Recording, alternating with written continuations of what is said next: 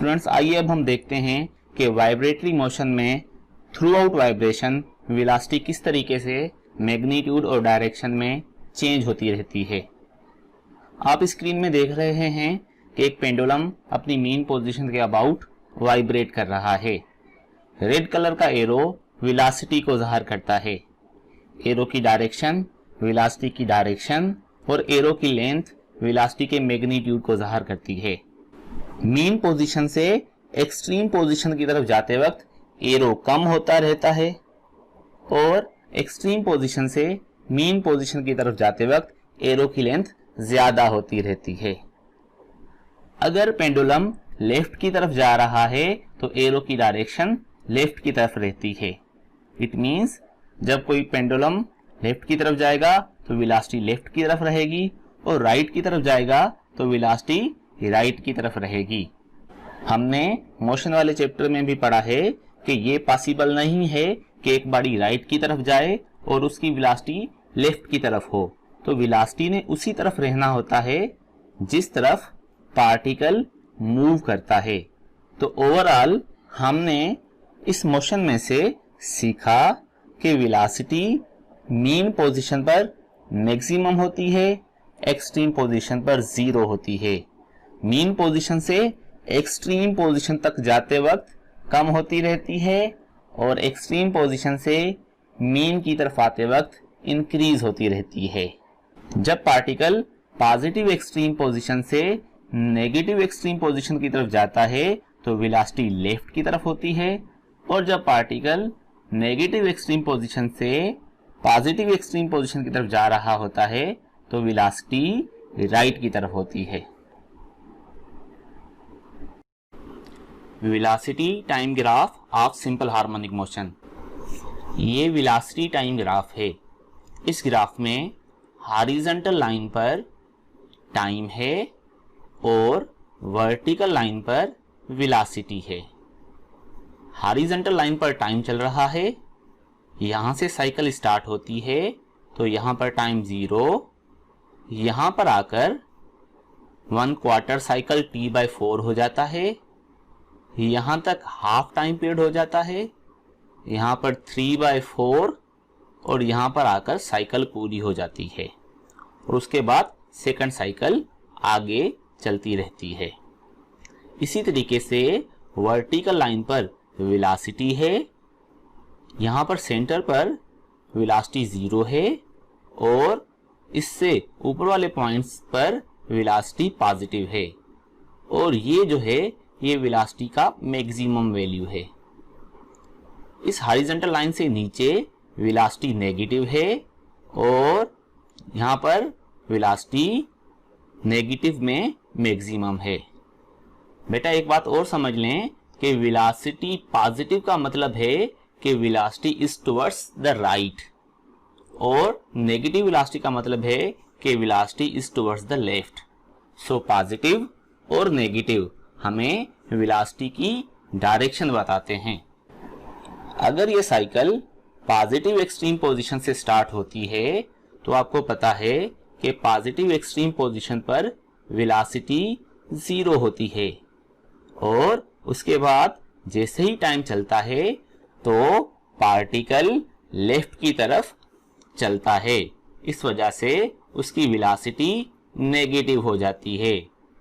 और क्योंकि mean position की तरफ आते वक्त वेलोसिटी की वैल्यू बढ़ती जाती है, यही वजह है कि ये ग्राफ डीप होता जा रहा है। जब पार्टिकल मीन पोजीशन पर पहुंचेगा तो वेलोसिटी मैग्नीट्यूड में मैक्सिमम हो जाएगी, पर क्योंकि अभी भी पार्टिकल लेफ्ट की तरफ चल रहा है तो वेलोसिटी की डायरेक्शन नेगेटिव ही रहेगी, पर मीन पोजीशन पर उसका वैल्यू मैक्सिमम हो जाएगा। मीन पोजीशन से नेगेटिव एक्सट्रीम पोजीशन की तरफ जाते वक्त वेलोसिटी का मैग्नीट्यूड कम होता जाएगा, पर अभी भी वो लेफ्ट की तरफ ही जा रही है तो वेलोसिटी की डायरेक्शन लेफ्ट ही रहेगी। जब नेगेटिव एक्सट्रीम पोजीशन आएगी तो बॉडी एक मर्तबा फिर रुक जाएगी और वेलोसिटी की वैल्यू 0 हो जाएगी। नेगेटिव एक्सट्रीम पोजीशन से जब पार्टिकल दोबारा राइट की तरफ मीन पोजीशन की तरफ आएगा तो वेलोसिटी पॉजिटिव हो जाएगी, क्योंकि अब पार्टिकल राइट की तरफ आ रहा है। और क्योंकि मीन पोजीशन की तरफ आते वक्त पार्टिकल तेज होता जाएगा तो वेलोसिटी की वैल्यू मैग्नीट्यूड में इंक्रीज होती रहेगी। मीन पोजीशन पर आकर वेलोसिटी की वैल्यू मैक्सिमम हो जाएगी।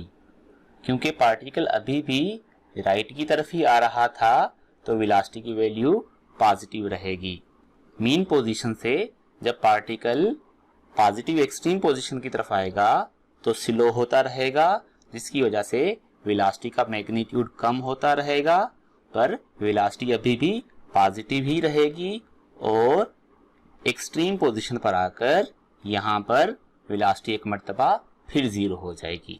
तो आई होप कि आपने इस ग्राफ को अब समझा होगा कि किस तरीके से वेलोसिटी टाइम के साथ मैग्नीट्यूड में और डायरेक्शन में थ्रू आउट साइकिल चेंज होती रहती है। वेलोसिटी डिस्प्लेसमेंट ग्राफ, ये वेलोसिटी डिस्प्लेसमेंट ग्राफ है। इस ग्राफ से हमें ये पता चलता है कि सिंपल हार्मोनिक मोशन में वेलोसिटी डिस्प्लेसमेंट के हिसाब से कैसे वेरी करती है। इस ग्राफ में हॉरिजॉन्टल एक्सिस पर डिस्प्लेसमेंट है और इस वर्टिकल लाइन पर वेलोसिटी है। ये जो सेंट्रल पॉइंट है यहाँ से राइट की तरफ डिस्प्लेसमेंट पॉजिटिव और लेफ्ट की तरफ डिस्प्लेसमेंट नेगेटिव है। ऊपर की तरफ वेलोसिटी पॉजिटिव और नीचे की तरफ वेलोसिटी नेगेटिव है। तो आइए अब हम देखते हैं कि वेलोसिटी किस तरीके से वेरी करती है डिस्प्लेसमेंट के साथ साथ। अगर हम पॉजिटिव एक्सट्रीम पोजीशन से स्टार्ट करें साइकिल को, पॉजिटिव एक्सट्रीम पोजीशन का मतलब है कि डिस्प्लेसमेंट की मैक्सिमम पॉजिटिव वैल्यू यहाँ से। अगर हम साइकिल यहाँ से स्टार्ट करें तो यहाँ पर डिस्प्लेसमेंट तो मैक्सिमम है, पर आप देखेंगे कि वेलोसिटी जीरो है। देखें, इसके सामने वेलोसिटी की वैल्यू वर्टिकल लाइन पर जीरो है और हमें पता है कि एक्सट्रीम पोजीशन पर वेलोसिटी जीरो होती है।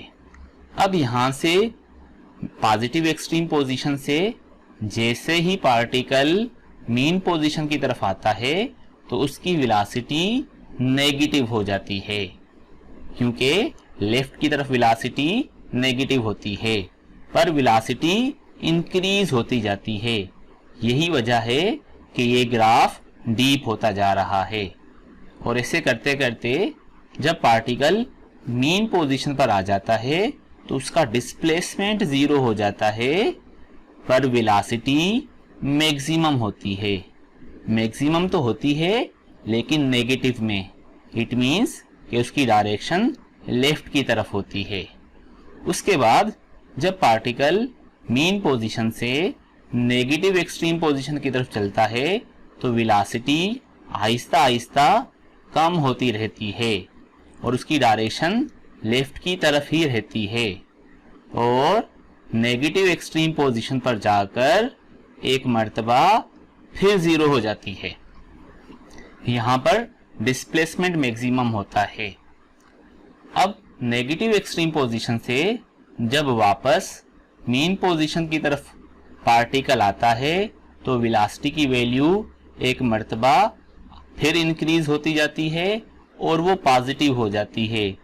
मीन्स कि उसका डायरेक्शन अब राइट की तरफ हो जाता है। वेलोसिटी इंक्रीज होते होते मीन पोजीशन पर एक मर्तबा फिर मैक्सिमम हो जाती है। मीन पोजीशन से पॉजिटिव एक्सट्रीम पोजीशन की तरफ जाते वक्त वेलोसिटी मैग्नीट्यूड में कम होती जाती है, पर उसकी डायरेक्शन अभी भी राइट की तरफ होती है तो वो पॉजिटिव ही रहती है, पर कम होते होते उसकी वैल्यू एक्सट्रीम पोजीशन पर एक मर्तबा फिर जीरो हो जाती है। Formula derivation. इस डायग्राम में ये पार्टिकल गोल दायरे में यूनिफॉर्म सर्कुलर मोशन कर रहा है और इसका प्रोजेक्शन यहाँ पर हॉरिजॉन्टल एक्सिस पर वाइब्रेशंस कर रहा है। पार्टिकल शुरू में जब यहाँ पर था तो इसका प्रोजेक्शन एग्जैक्टली इसके नीचे यहाँ पर था। फिर जैसे ही साइकिल स्टार्ट हुई, जब पार्टिकल यहाँ पर आ गया तो उसका प्रोजेक्शन अब यहाँ पर है। और ऐसे करते करते जैसे ही पार्टिकल आगे जाएगा उसका प्रोजेक्शन एग्जैक्टली उसके नीचे ही रहेगा इस हॉरिजॉन्टल लाइन पर, और वाइब्रेटरी मोशन कंटिन्यूअसली परफॉर्म करता रहेगा। आपको पता है जब कोई पार्टिकल यूनिफॉर्म सर्कुलर मोशन में मूव करता है तो उसकी जो वेलोसिटी होती है वो हमेशा टेंजेंट टू द सर्कल होती है, इसलिए यहाँ पर ये v टेंजेंट लिखा हुआ है। तो पार्टिकल की वेलोसिटी तो ये है टेंजेंट टू द सर्कल, पर हमें पता है कि हमने पार्टिकल की वेलोसिटी नहीं निकालनी, हमने पार्टिकल के प्रोजेक्शन की वेलोसिटी निकालनी है, क्योंकि पार्टिकल का projection simple harmonic motion perform करता है जबकि पार्टिकल खुद यूनिफॉर्म सर्कुलर मोशन कर रहा है। अब आप जरा गौर करें और देखें कि पार्टिकल की वेलोसिटी तो ये टेंजेंशियल वेलोसिटी है, पर इस पार्टिकल की वेलोसिटी का ये हॉरिजॉन्टल कंपोनेंट जो है ये प्रोजेक्शन की वेलोसिटी के बराबर है। तो पार्टिकल की वेलोसिटी का ये जो हॉरिजॉन्टल कंपोनेंट है, प्रोजेक्शन इस वेलोसिटी के साथ इस हॉरिजॉन्टल डायमीटर पर वाइब्रेटरी मोशन परफॉर्म कर रहा है। अब ये जो हॉरिजॉन्टल कंपोनेंट है ये इस एंगल के ऑपोजिट वाली साइड है, मतलब इस एंगल के हिसाब से ये परपेंडिकुलर है। अगर आप इन दोनों ट्राइंगल्स को कंपेयर करें, ये वाला ट्राइंगल और ये वाला ट्राइंगल, इन दोनों ट्राइंगल्स को जब आप देखेंगे तो आप नोट करेंगे कि इस ट्राइंगल में ये वाली एंगल और इस ट्राइंगल में ये वाली एंगल सिमिलर हैं। वो कैसे? हमने शुरुआती क्लासेस में पढ़ा है कि दो लाइनों के दरमियान में अगर कोई एंगल हो तो उनके परपेंडिकुलर्स के दरमियान में भी वही एंगल होती है। अगर हम इस राइट एंगल ट्राइंगल में साइन थीटा यूज करें तो आपको पता है sine theta is equal to perpendicular upon hypotenuse. तो इस एंगल के हिसाब से परपेंडिकुलर हो गया Vx और हाइपोटेन्यूज हो गया ये v tangent velocity, tangential velocity जो पार्टिकल की वेलोसिटी है। इस टेंजेंशियल वेलोसिटी को हमने v के जरिए यहाँ पर ज़ाहिर किया है। अगर हम क्रॉस मल्टीप्लिकेशन करें तो Vx v साइन थीटा के बराबर हो जाएगा, पर यहाँ पर ये जो v है ये टेंजेंशियल वेलोसिटी है और हमें पता है सर्कुलर मोशन में v r ओमेगा के बराबर होता है। r का मतलब है r यहाँ पर एम्पलीट्यूड भी है तो हम इसको x नॉट ओमेगा यहाँ a ओमेगा भी बोल सकते हैं। अब v की वैल्यू x नॉट ओमेगा यहाँ a ओमेगा है और अगर हम ये वैल्यू यहाँ पर पुट कर दें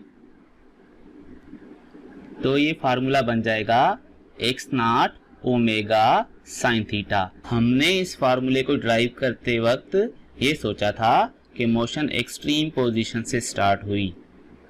अगर मोशन एक्सट्रीम पोजीशन के बदले मीन पोजीशन से स्टार्ट होगी तो मीन और एक्सट्रीम पोजीशन के दरमियान में 90 डिग्री का फेज होता है और ये फार्मूला जिसमें x naught omega sine theta है, अगर मोशन मीन पोजीशन से स्टार्ट होगी तो वेलोसिटी का फार्मूला बन जाएगा x naught omega cos theta. ये दोनों फार्मूले एंगल के टर्म्स में हैं क्योंकि इन दोनों फार्मूलों में एंगल आती है। हम यहाँ से डिस्टेंस के टर्म्स में भी एक फार्मूला बना सकते हैं। उसके लिए हमें पता है कि ट्रिग्नोमेट्री में sine square theta plus cos square theta is equal to 1 होता है और वहाँ से अगर हम रीअरेंज करें तो साइन थीटा बराबर हो जाता है 1 माइनस कॉस स्क्वायर थीटा। अब हम इस फार्मूले में साइन थीटा के बदले अगर √1 minus cos square theta put कर दें, हमने यहाँ पर कॉस स्क्वायर थीटा के बदले कास थीटा की वैल्यू पुट कर दी। कास थीटा बराबर होता है x अपान x नॉट इस ट्राइंगल के हिसाब से, और उसकी कास स्क्वायर थीटा की वैल्यू हो जाएगी x square upon x naught square. अब फर्दर अगर हम इस ट्राइंगल में एलसीएम लेके और इस फैक्टर को फर्दर सॉल्व करें तो ये बन जाएगा कुछ इस तरह से। अब यहाँ पर ये x नॉट स्क्वायर जो डिनोमिनेटर में है, अगर ये अंडर रूट से बाहर आ जाए, ये x नॉट इस x नॉट में कट जाएगा। तो फाइनली अब हमारे पास वेलोसिटी के तीनों फार्मूले रेडी हैं। वेलोसिटी का फार्मूला अगर हम डेरिवेशन मीन पोजीशन से करें इन टर्म्स ऑफ एंगल बराबर है x naught omega cos theta, और अगर इन टर्म्स ऑफ एंगल हम एक्सट्रीम पोजीशन से स्टार्ट करें तो x naught omega sin theta, और इन टर्म्स ऑफ डिस्टेंस बराबर हो जाएगा omega under root x naught square minus x square.